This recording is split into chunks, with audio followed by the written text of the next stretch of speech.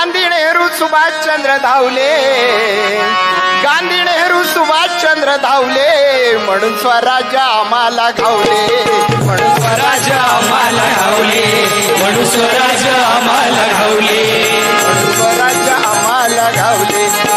या देशासाठी स्वातंत्र्यवीरांचं बलिदान तितकंच महत्वाचं होतं. भगतसिंग राजगुरु सुखदेव शीर्ष बाळाने, सुखदेव शीर्ष बाळाने. हसत हसत फासाचा दोर चढवणाऱ्यांचे भगतसिंग राजगुरु आणि सुखदेव.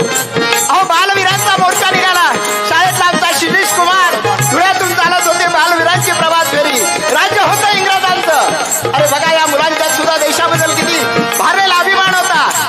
सगळी मुलं म्हणाली दुसऱ्या दिवशी आम्ही फेरीला येणार नाही, पण आमचा शिरीष कुमार तयार झाला. मी पहिल्यांदा पुढे येतो आणि सगळ्यात समोर होता शिरीष कुमार. आणि या शिरीष कुमार वरती इंग्रजांनी गोळ्या झाडल्या. धारा तीर्थी पडला आमचा शिरीष कुमार. किती जणांचं बलिदान आहे आपल्या भारतासाठी. सुखदेव शीर्ष बाळाने, सुखदेव शीर्ष बाळाने, प्राण आपले पणाला लावले, म्हणून स्वराज्य आम्हाला घावले, म्हणून स्वराज्य आम्हाला घावले, म्हणून स्वराज्य आम्हाला घावले. एकांनी रक्त सांडले, घातीवरती वार झेलले, कितकांनी रक्त सांडले, छातीवरती वार झेलले. आमचा बाबू गेणू प्रदेशी मालाचा बहिष्कार टाकण्यासाठी येणाऱ्या ट्रकचे आडवे पडले, पण या नीट जिग्रा झाली कारण त्यांची दया आली नाही. अहो बाबू गेणू सुद्धा हुतात्मा झाले देशासाठी. बाबू गेणू हुतात्मा झाले, म्हणून स्वराज्य आम्हाला घावले, म्हणून स्वराज्य आम्हाला घावले, म्हणून स्वराज्य आम्हाला घावले. स्वराज्यासाठी आमचा सांगली आणि सातारा जिल्हा माझे नव्हता. या जिल्ह्यातल्या क्रांतीवीरांनी तर अखंड बंड केलं.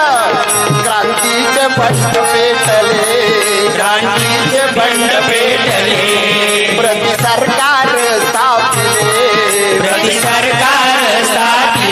दुश्मनाला बदलांनी प्रति सरकारची स्थापना केली. अहो तलाड्याची नोकरी होती. तलाड्याच्या नोकरीत असताना क्रांती शिवाना शासकीय यंत्रणा कळाली आणि ठरवलं त्याने आपलं स्वतःच असं समांतर राज्य स्थापन करायचं. त्याची मुहूर्त वेळ लावली आपल्या वाळव्यामध्ये, या भागामध्ये सांगितल्या. अहो 150 गावच्या पोलीस पाटील त्या सभेला हजर होते. सगळ्यांनी राजीनामा दिले आणि आपल्या नानांच्या कार्यामध्ये सहभागी झाले. अहो कुणाचा या देशासाठी हातभार आहे बघा.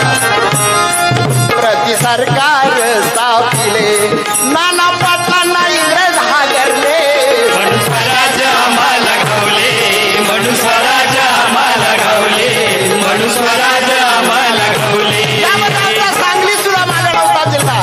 वसंतदादांचं नाव आहे त्यामध्ये. जेलमध्ये त्यांना काहीच होतं. वसंतदादा आणि त्यांचे साथीदार हुतात्मा अण्णासाहेब पत्रावळे, बाबूराव जाधव, किती नावं सांगावी, जिनपाल खोत.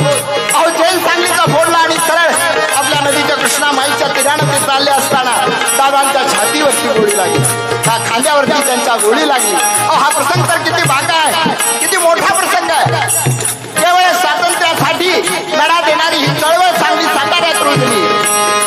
सांगलीत बंड पेटले, वसंतदादांनी जेल फोडले, वसंतदादांनी जेल फोडले, दंडावरती गोळी झेलले, म्हणून स्वराज्य आम्हाला घावले, म्हणून स्वराज्य आम्हाला घावले, म्हणून स्वराज्य आम्हाला घावले.